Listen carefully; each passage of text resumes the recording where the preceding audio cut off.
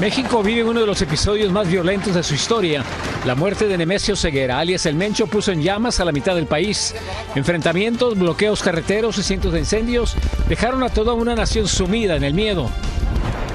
Una tensa calma se vive en las principales ciudades del estado de Jalisco tras la violencia que se desató el día de ayer.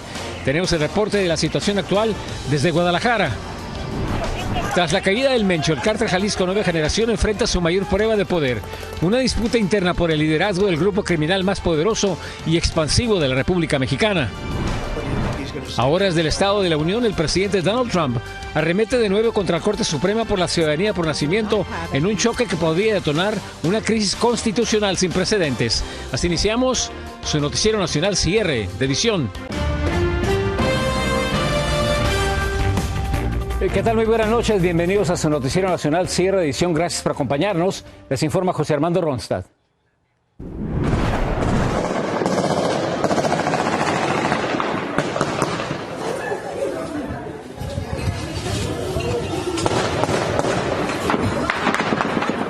Domingo violento en la República Mexicana luego de confirmarse la noticia de la muerte de Nemesio El Mencho Ceguera Cervantes, líder del cártel Jalisco Nueva Generación. Esto ocurrió durante un operativo de las Fuerzas Armadas en el estado de Jalisco. Se desató una jornada de violencia sin precedente en el vecino país. Por lo menos 20 estados de México registraron enfrentamientos, incendios de vehículos, saqueos, una fuga masiva de reos y bloqueos carreteros ante la noticia de la caída del capo. El balance de víctimas sigue aumentando.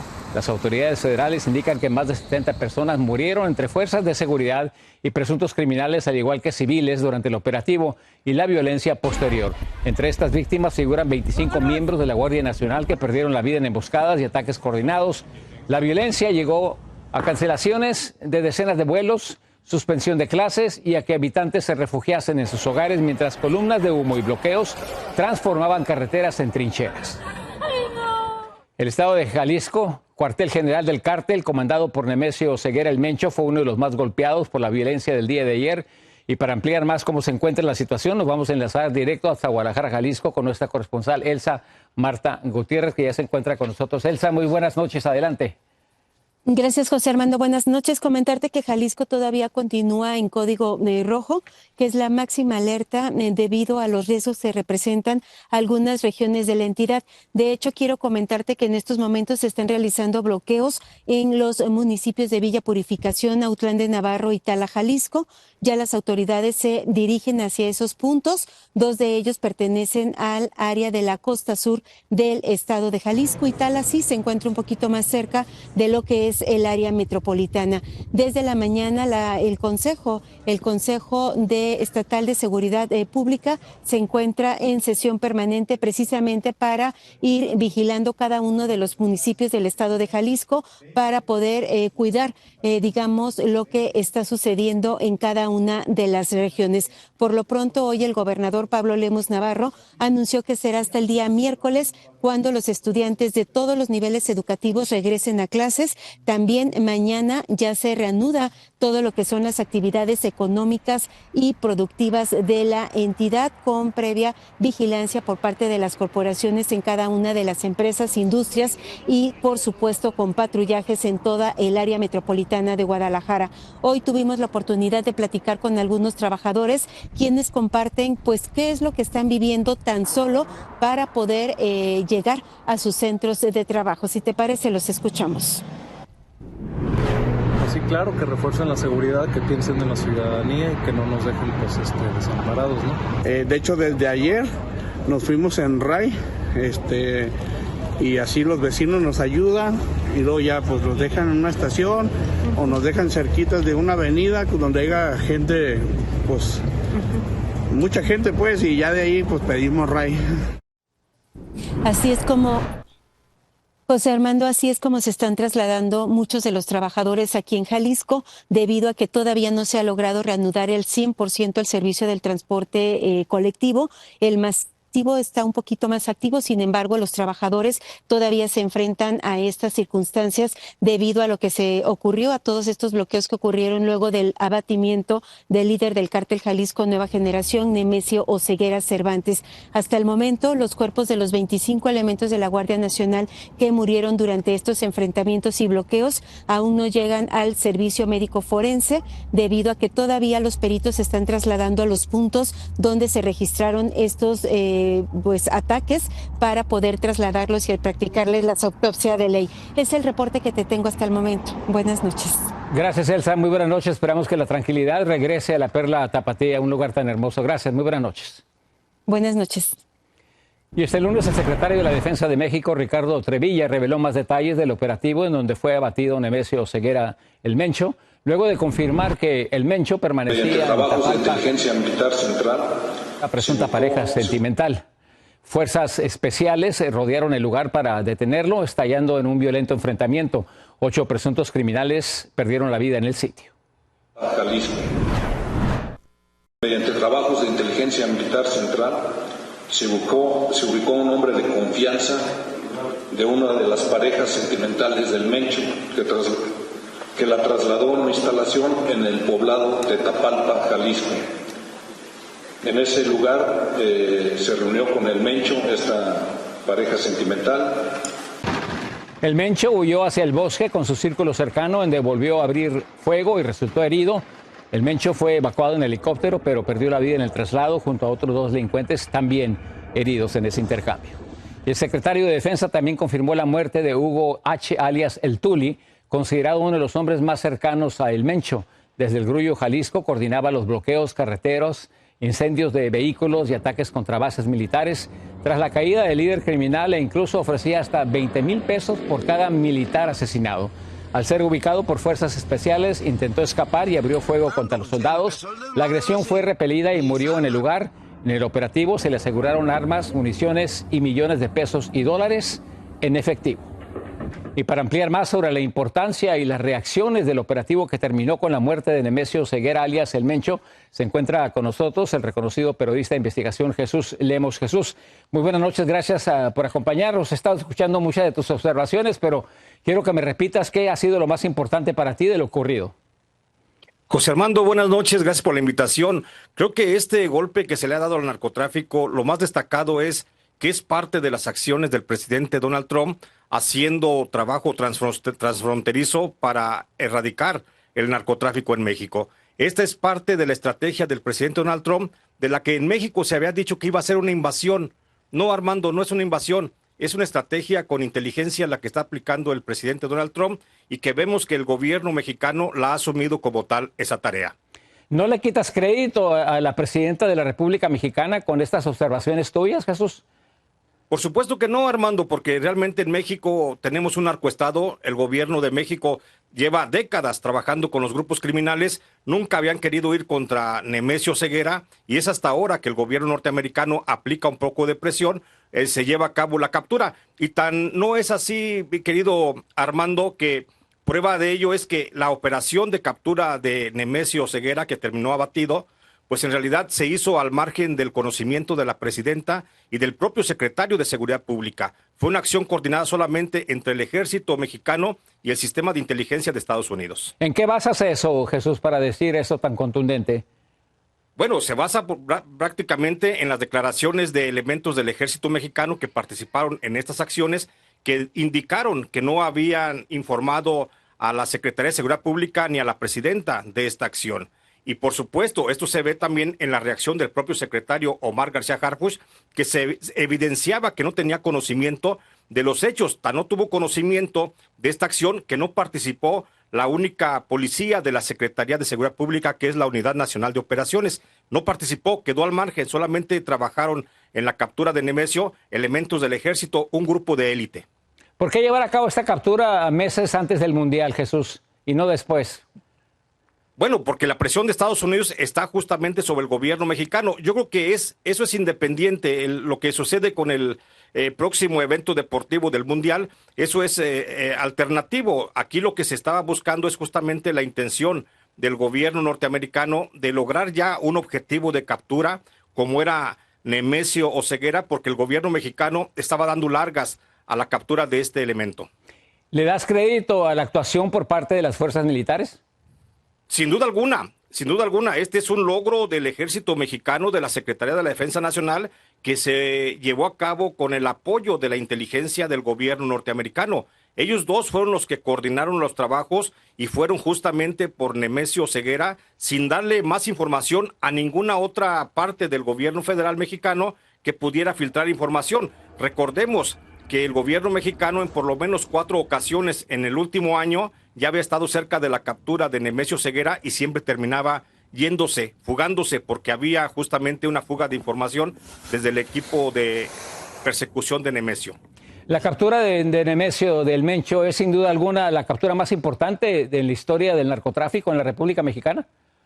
La pongo al nivel justamente del Chapo Guzmán, de Rafael Caro Quintero o de la propia entrega de Ismael Zambada. Es uno de los últimos narcotraficantes más poderosos que tenemos en México, porque además encabezó en su momento al cártel más poderoso del narcotráfico de todo el mundo. Una última pregunta y brevemente, ¿qué es lo que viene después? Viene ahora una disputa tal vez por el control interno del cártel de Jalisco, donde seguramente uno de los dos que podrían ser o suceder a Nemesio Oseguera en el cargo, pues podría ser la propia esposa, la esposa de Nemesio, la hoy viuda Rosalinda González Valencia, o podría ser uno de los operadores de la producción de drogas sintéticas, Audías Flores, el jardinero. Son los que podrían estar disputando internamente el control del cártel. Jesús, muchísimas gracias como siempre por tus comentarios. Valiente como siempre, muy acertados. Gracias. Gracias, buenas noches. Jesús Lemos. Vamos a una pequeña pausa comercial, regresamos con más información a cierre de edición. Luego de la caída de Nemesio Oseguera el Mencho, ya se escuchan varios nombres para convertirse en el nuevo líder del cártel Jalisco Nueva Generación. El Mencho y el mundo de la música. Múltiples artistas se encargaron de enaltecer al líder del también llamado Cártel de las 4 letras. Regresamos con esto y mucho más después de la pausa.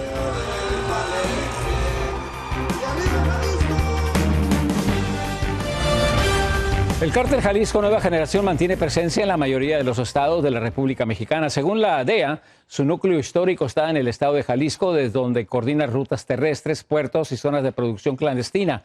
Su estructura descentralizada, basada en células que operan de forma coordinada, le ha permitido expandirse, pero luego de la caída de Nemesio Oseguera el Mencho, con la pregunta sigue siendo la misma. ¿Quién podría ser el próximo líder del grupo criminal? Pasamos a Tijuana, Baja California. Vicente Calderón nos tiene más información. El incremento de la violencia en México en regiones que antes no figuraban en el mapa del narcotráfico es evidencia del poderío del cártel Jalisco Nueva Generación. Es la organización más poderosa de México y una de las más poderosas del mundo. La banda que hasta ayer dirigía Nemesio Oseguera Cervantes está en expansión más allá del territorio mexicano. Han llevado todas sus actividades a muchas partes del mundo y a muchas regiones del mundo.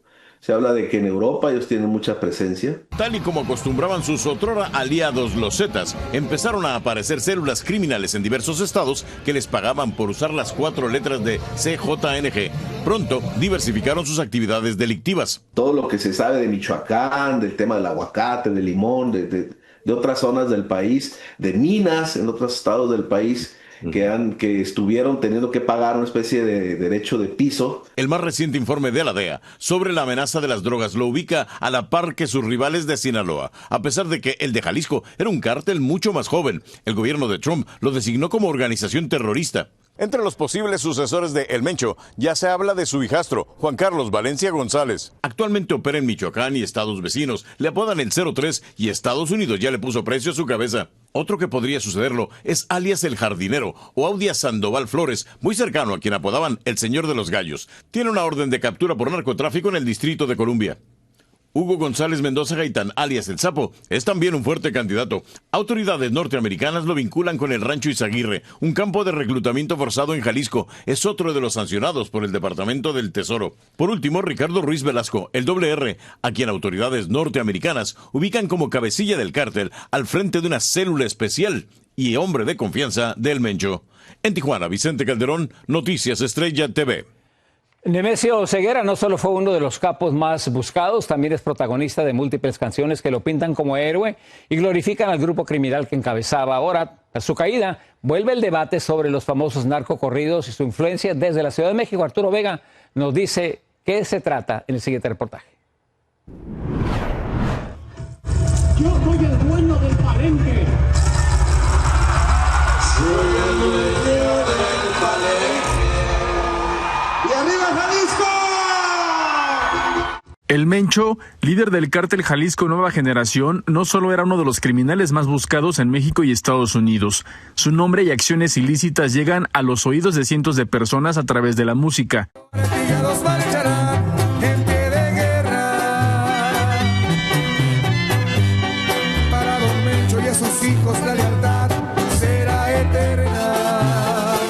De acuerdo con analistas en seguridad, la apología del delito convertida en música tiene la capacidad de moldear identidades y representa un riesgo para la sociedad. Por la forma en que estas canciones hacen esta apología y le dan una fuerza heroica a estos grupos criminales, pues al final del día se vuelven modelos a seguir en unas comunidades o se vuelve aspiracional. Entre los artistas que hacen referencia a Nemesio Ceguera Cervantes, alias El Mencho, están Los Alegres del Barranco, Gerardo Ortiz, Luis R. Conríquez, Netón Vega, Natanael Cano, Fuerza Régida, entre otros. También tiene que ser una reflexión social, personal, de qué promovemos nosotros. Y sobre todo creo que entender que no es una inocente canción o una inocente historia. La relación entre la música y acontecimientos bélicos en México tiene su historia con los corridos que se escribieron durante la Revolución. Actualmente detallan crímenes, a tal punto que los narcocorridos han sido prohibidos en ciertas regiones del país. Más que prohibir, me parece que hay que generar otro tipo de contenidos, que eso es lo que nosotros tratamos de hacer con el tema Hip Hop por la Paz. O sea, vamos a provocar la creatividad y el diseño de letras distintas. Pocas horas después de que abatieron a Nemesio Ceguera, se publicó en una plataforma digital un corrido que hace referencia a su captura y muerte, enalteciendo al criminal y su grupo delictivo. Desde la Ciudad de México, Arturo Vega, Vivanco Noticias, Estrella TV. Los invitamos a que se queden con cierre de edición. Regresamos con más información. Ahora, de su discurso a la nación, el presidente Donald Trump arremete de nuevo contra la Suprema Corte de Justicia. Los detalles al regresar.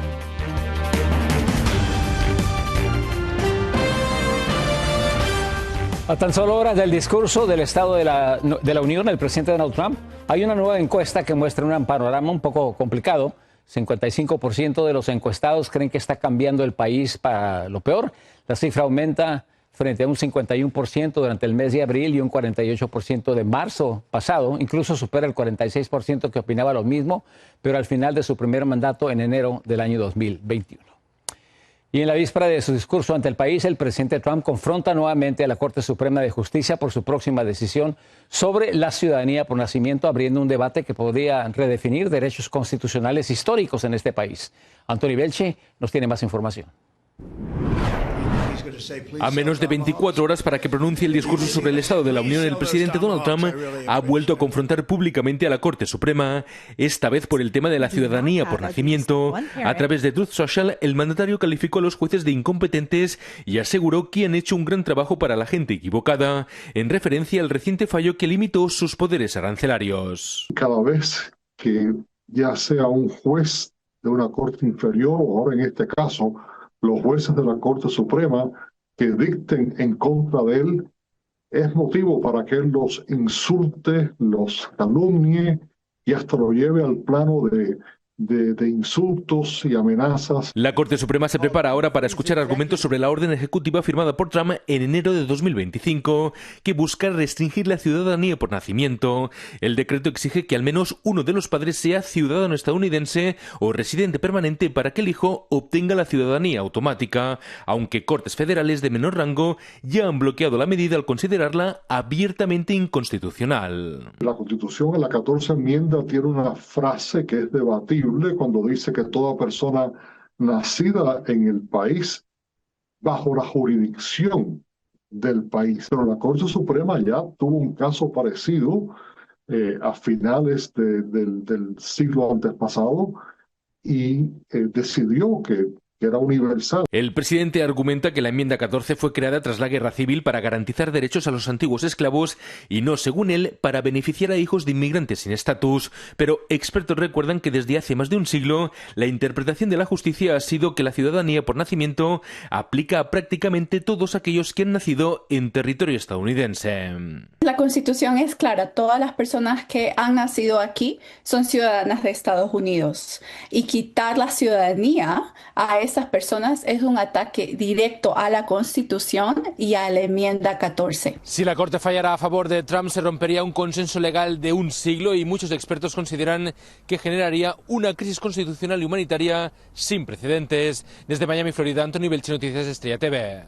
Después de la clausura de los Juegos Olímpicos de Invierno Milano Cortina 2026, Francia celebró en Albertville el traspaso oficial de la bandera olímpica a los Alpes franceses 2030, próxima sede del evento. La ceremonia realizada en el Parque Olímpico que albergó los Juegos de 1992 también dio la bienvenida a la delegación francesa y a sus 23 medallistas. Francia cerró sexta en el medallero con 8 oros, 9 platas y 6 bronces. Feliz inicio de semana, muchas gracias por acompañarnos. Yo soy José Armando Ronstadt, nos vemos mañana, Dios mediante.